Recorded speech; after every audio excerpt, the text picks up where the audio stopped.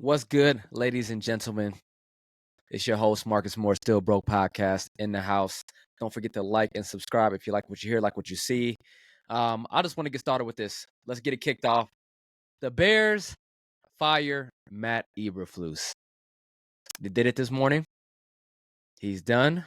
He is no longer the head coach of the Chicago Bears. And I just want to take it back to before we actually get into the actual firing of Matt Eberflus. I want to take it back to actual Thanksgiving. I am a Bears fan, born and raised. I can't help it. I turn the TV on for 3.5 hours every week, and I go through this. You know what? I don't even want to say emotional roller coaster anymore because I know what I'm getting. I kept getting all these texts, during the game from friends. Oh, man, your Bears is doing all right as they were coming back. Oh, man, the Bears look at them, man, they're fighting. I said, we're not going to win the game. We're not going to win the game. You don't understand how this works. You don't understand how this happens. You haven't been a Bears fan. Like I told you last time I talked about this, I have no faith that the Bears were going to win a football game. They were going to win this football game. I don't care how close it was. So what I tried to do was take my emotions out of this. I tried not to be emotional. I still had to bake my macaroni and cheese. I had things to do. I did not want to get emotionally involved in this game. But see me tell you what the Bears do.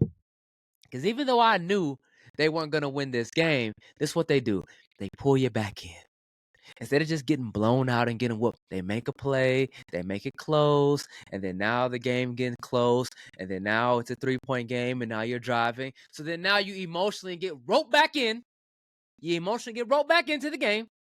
All right? And then you saw what happens. You saw what happens. Clock malfunction by everybody. Everybody is involved, not just Matt Eberflus. I mean, to not be able to get a kickoff with a timeout left, to not even attempt a field goal to try to tie this game, is absurd. Like, that's what happens. I tried my hardest. I said they're not going to win the game. Don't get emotionally involved. Don't worry about it. And then what do? They make it just close enough to bring you back in, and then boom, there has it again. That's what happens. That's what happens.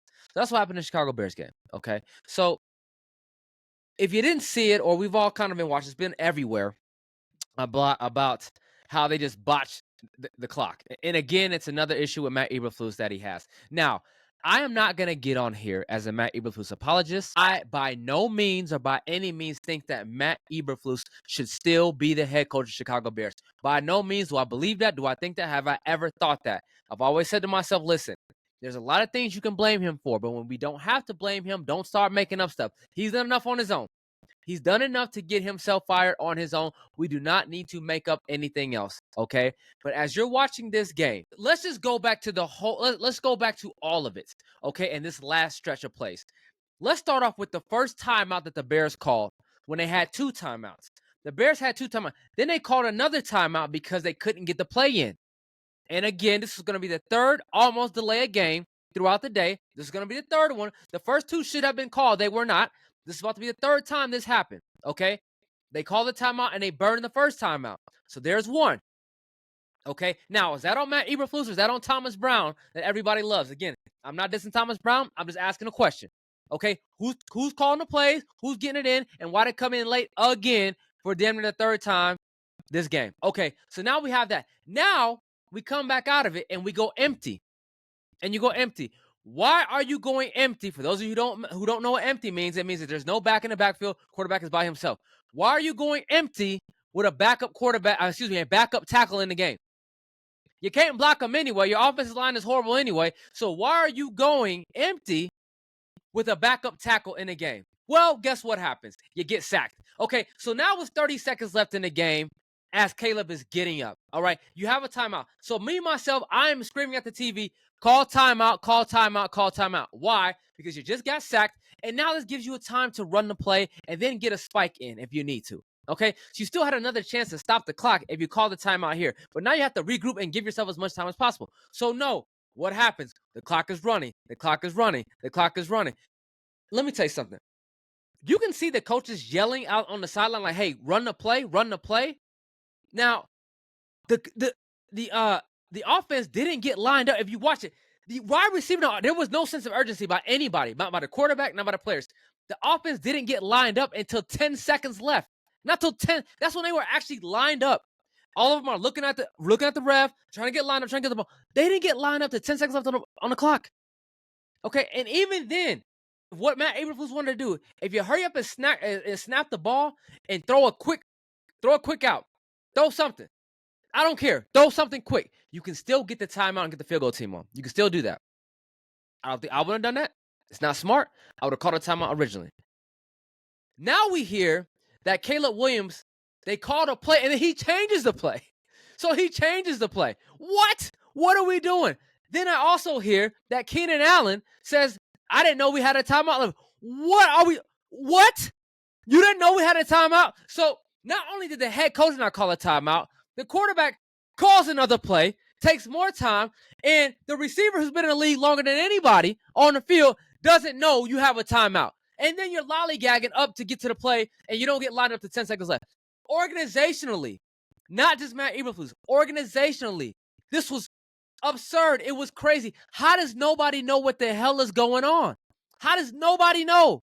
Why is your quarterback audibling out of the play? Okay, why do your receivers not know you have a timeout left? Why is the team just jogging around like time is not of the essence here? That we had to be that the urgency is not at an all-time high. And then again, your head coach sees this and he doesn't even call a timeout. Like he sees everybody chilling and he's like, well, let's just see what happens. I think we can get a playoff. If they call a play that we asked them to call, we can get a playoff. So he kept believing in his head that, hey, we called a play. He's going to run the play instead of saying, hey, it's not going right. Call the damn timeout. Call it. Okay, so long story short, we all saw what happens. And then, let's not forget, then your quarterback, again, he snaps the ball, and instead of throwing something short, because, again, you still have the timeout remaining, he throws a deep ball and the damn clock runs out. Like, you can't make it up, people. You cannot make this up. It is coaching malpractice. It is player malpractice. It is organizational malpractice. That's what happened. Everything, I can't put it all on Matt Eberflus at that point in time because your quarterback has to know what's going on. Your veteran receivers have to know what's going on. This is why you got veterans around a rookie. Just in case his head is spinning, okay?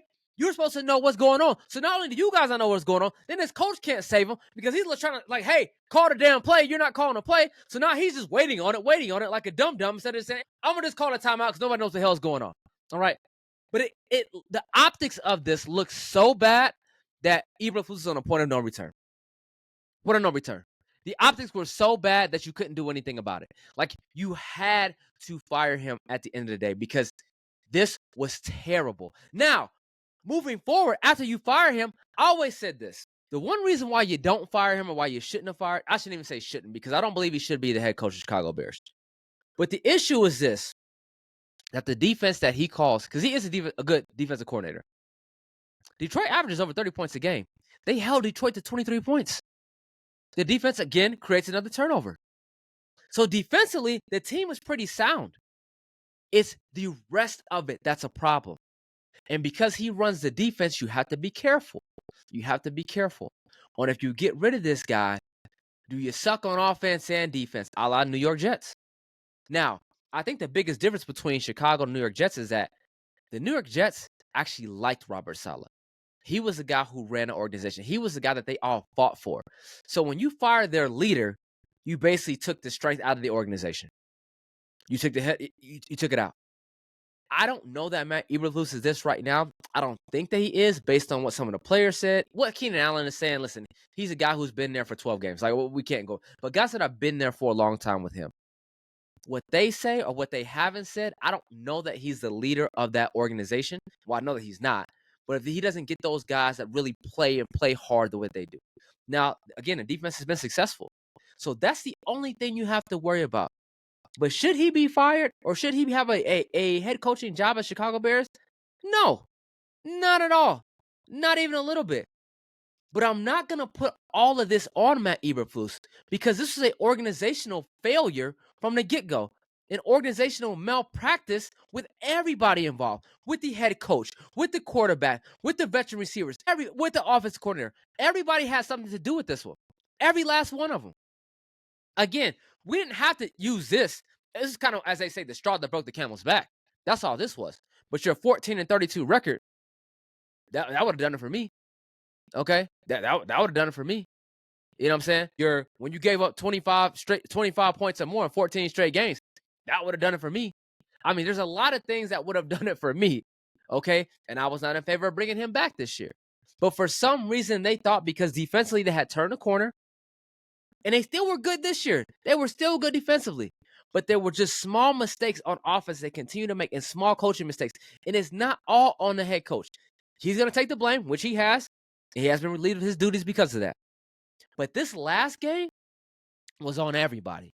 Okay, quarterback. I know he's a rookie, but you got to know what's going on. You played a lot of football. You play a lot of football. You have to know what's going on. Your vets on the team, you have to know what's going on. You have to know how many timeouts we have left. You have to know this. There has to be urgency throughout the whole team. Whenever you see a team that's in a situation where they have to get back to the ball, the whole team is rushing back because everybody knows what's going on. Okay, now if you want to say it's a preparation issue and they weren't prepared for it and bring it back to the coach, you're 100% right. You can say that. You can say that. That is a preparation issue, which falls back on the coach.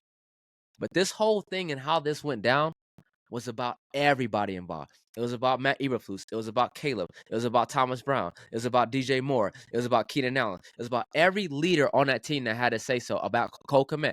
Every leader who failed in that situation. Every single one. It wasn't just on the head coach at the time. Now, he's going to lie on the sword on this one. And he should because listen, he just shouldn't have that job anyway. I mean, he's not a very good head coach. I mean, that's just not what it is. But now where did the Bears go?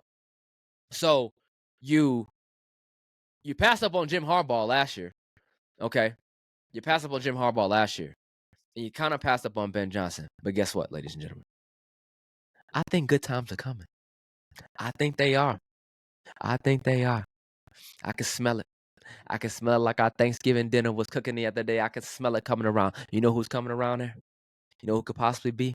It could possibly be Ben Johnson. We had a good look at everything, ladies and gentlemen. That is the great thing about that game yesterday. Did you see Ben Johnson dialing it up? Did you see him cooking yesterday? Did you see him cooking like he was in there cooking Thanksgiving dinner? Did you see him do that? Oh, yeah. Oh, yeah. That might be the guy. That might be the guy. And, oh, you know who he should bring with him? My Lord, that Robert Salah. Is it Salah or Salah? I don't know. No disrespect, but Robert Salah. Let's go ahead and get that thing cooking. Let's go ahead and put that stove on 400. Let's go ahead and put that thing in the oven and let that thing go ahead and slow cook for us because they could be coming. They could be on the way. And the Bears do this the right way. They have pieces in place, but they have to make the right hire for once. For once. Because as you can see, and I hate to say this, but I'm going to anyway. Because listen, I like them both. I like Justin, I like Caleb, I like them both. But the people who hired, listen, there is nobody around in the organization now that with Justin Fields. And y'all wanted him to overcome that. Okay? You fired the head coach. You fired the OC. There are all new people in the room.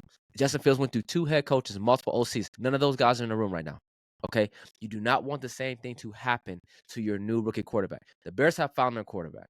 They found him. He's fine. He's good. He's going to be fine. Okay? They found a guy. We know he can play. He can ball. But now you have to put the right pieces in place, not only for him, but the entire organization. Now, is that Ben Johnson? Offensively, it is. But can he be a leader of men moving forward and coach a franchise? We're going to see. Maybe we're going to see. But you have to take a chance and figure out who is going to be the leader moving forward. Because you've gotten it wrong for the last, I don't know how many years. In the last, last 3 quarterbacks. You cannot get it wrong this time around. Cannot. But this time, again, Matt Eberflus being fired. I wanted to go over yesterday. Again, the optics of it was so bad that you had to cut him loose. You had to cut him loose. But it wasn't all on him. We cannot give Caleb a pass here. We cannot give the veterans on the offense a pass. We cannot give the offensive coordinator a pass.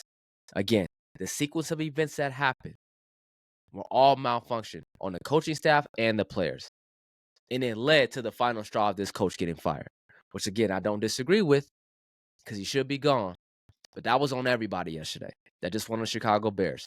And then the Bears fired Matt Eberflus because he's terrible at his job. Plain and foremost, he's terrible at his job. You're not good at his job, shouldn't have it anymore. Simple as that. In any other way of life, that's what happens. You're not good at your job, you get fired. That's what happens. That's what happens. I don't call for anybody's job. When you're not good at it, you shouldn't have it anymore. All right, so he no longer has it.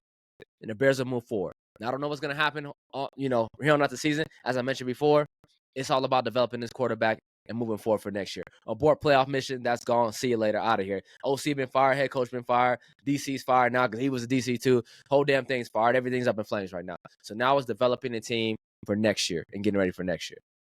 All right. But Chicago Bears need to figure this out. They have too much talent on that offense and too much talent on that defense to be mediocre.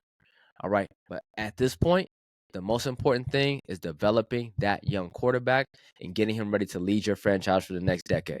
Simple as that. Simple as that. So you place the hire, no matter how much it costs, you figure it out. But as far as my Eberflus is concerned, again, Thanksgiving was not all on him. But should he have a job? No, because he's not good at it. Simple as that. Plain and simple. It is what it is. You know what? He's still getting paid. I'm not going to cry no river for him. He's getting paid a lot of money to go take a vacation.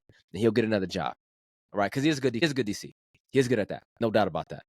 Anyway, we had to touch base on that. Bears fired my Eberflus. About damn time. Sorry, my man. You know, I'm not happy anybody gets fired, but you're not good at your job. So same thing happens to the rest of us. Not good at us, we get fired. Oh, well. See you later. Anyway, Still Broke Podcast. We out of here.